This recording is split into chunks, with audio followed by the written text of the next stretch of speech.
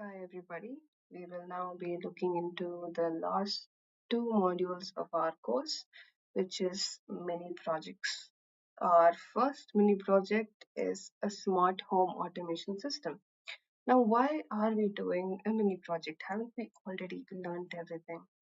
A mini project is to check how much we have learned and how well we are able to integrate everything we have learned. We would have learned everything separately. Now we're going to, mix everything up, and put everything together, see how it works, see how this thing works with that, and how that works with this, and all of that. So let's get straight to it.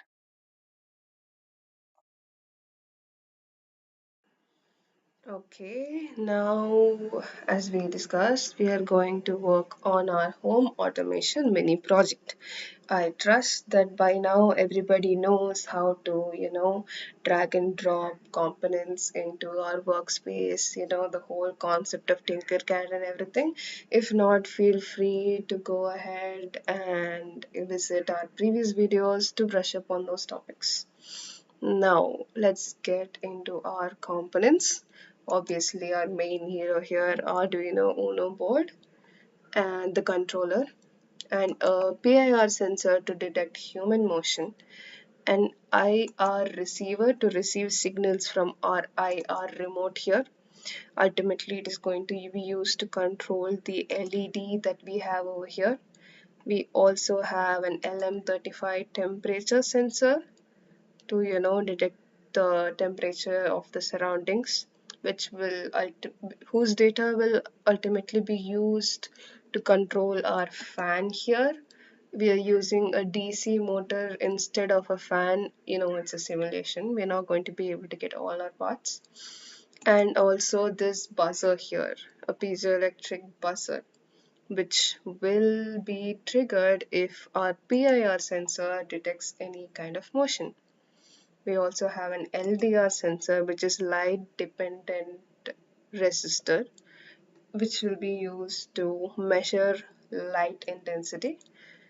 This NPN transistor works like a switch to, control higher loads, which is important for the working of our DC motor here. Now let's get into the coding. Now we are using an IR system here, a receiver and a remote. So we are including a library IR remote using C++ here. And our IR receiver is connected to the third digital pin over here. So we are creating an object IR receiver 3, and to work with the results that we get from our IR remote, we are creating another object results. Now at present, initially, our LED state will be false, and our auto mode, which is automatic LED control mode, will also be set to false.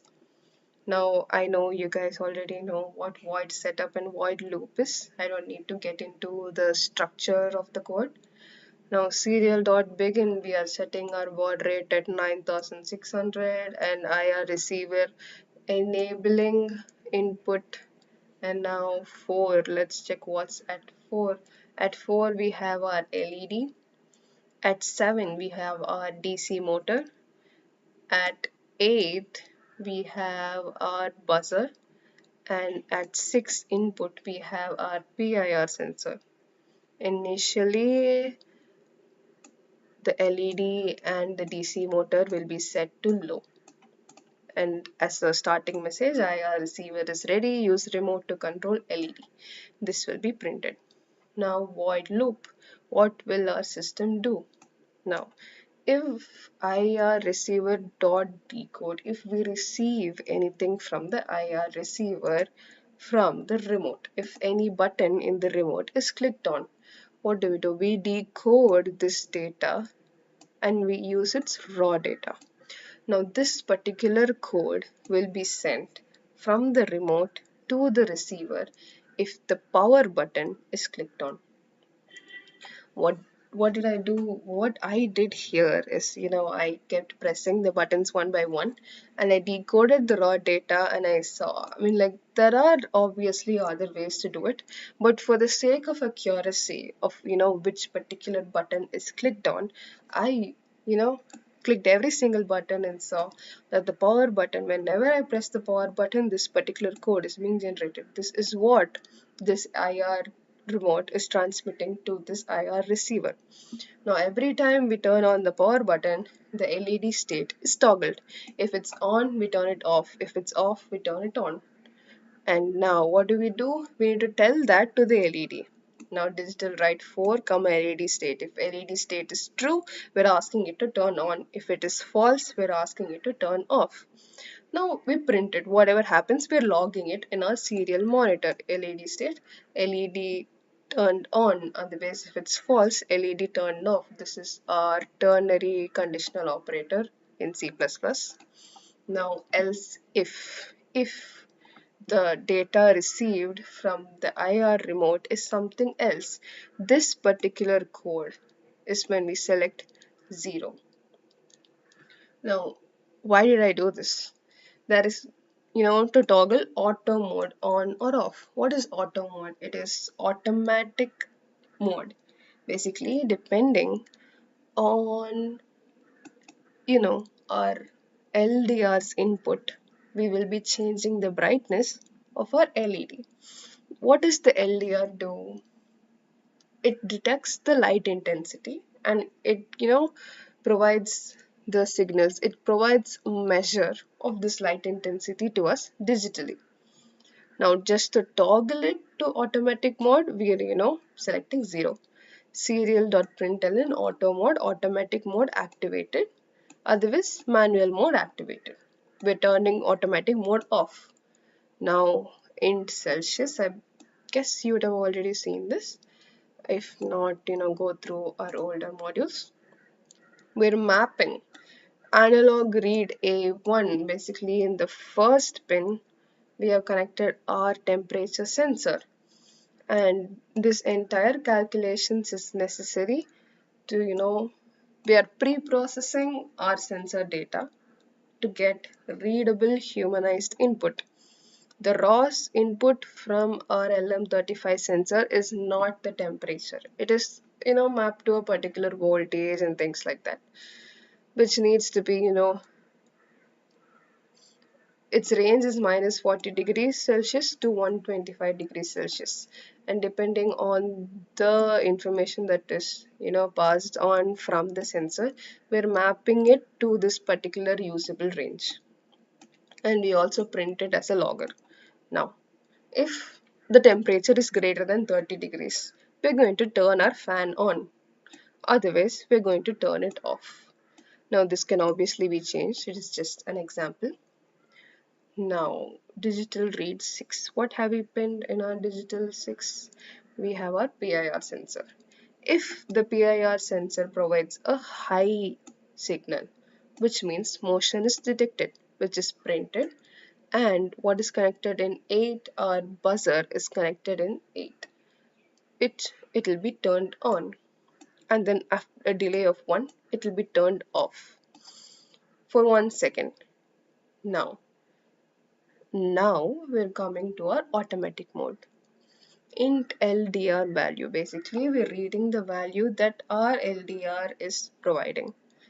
We're printing that value, and we're setting a target brightness.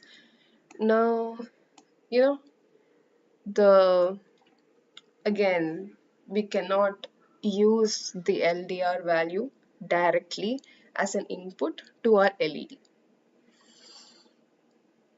We're going to map it into the range 255 to 0. More light intensity, less brightness. That's why 1017 is mapped to 0. And less light, more brightness. That is what we're aiming for. If it's sunny outside, we want the light to be dim inside. If it's dark outside, we want the light here to be more intense. Now we're constraining this target brightness to 0 to 255 to ensure that it's within the valid range.